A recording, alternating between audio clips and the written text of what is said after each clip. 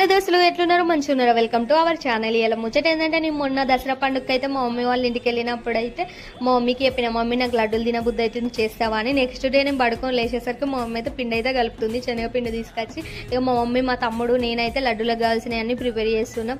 ఇక మా మమ్మీని అయితే మా తమ్ముడు మస్తు సతాయించిండు. మా మమ్మీగా 2-3 తిట్లు తిట్టేసరికి అయితే వాడైతే అలిగి వెళ్ళిపోయాడు. ఇట్లా మన పేరెంట్స్ ఏదైనా మనకి ఇష్టమైంది తెచ్చినా చేసినా చాలా హ్యాపీ ఫీల్ అవుతాం కదా. నేనైతే చాలా అంటే చాలా హ్యాపీ ఫీల్ అయినా. నాకు బూందీ లడ్డూలు అంటే చాలా ఇష్టం. ఇక మా అమ్మ అయితే బూందీ కొడుతుంది, నేనైతే అవి తీసిన అవి కొంచెం ముదురు కాల్చిన కానీ అవి అయితే ఖరాబ్ అయిపోతాయని మా అమ్మ అయితే ఫస్ట్ తిట్టుకుంటూనే చెప్పింది. ఇక నెక్స్ట్ అయితే ఏదో నాకు వచ్చినట్టు మా పిన్ని హెల్ప్తోనైతే నేనైతే చేసిన. నెక్స్ట్ అయితే ఆనకం పడుతుంది. ఆనకం అంటే పాకం అంటారు, మా తెలంగాణలో అయితే మేము ఆనకం అంటాం.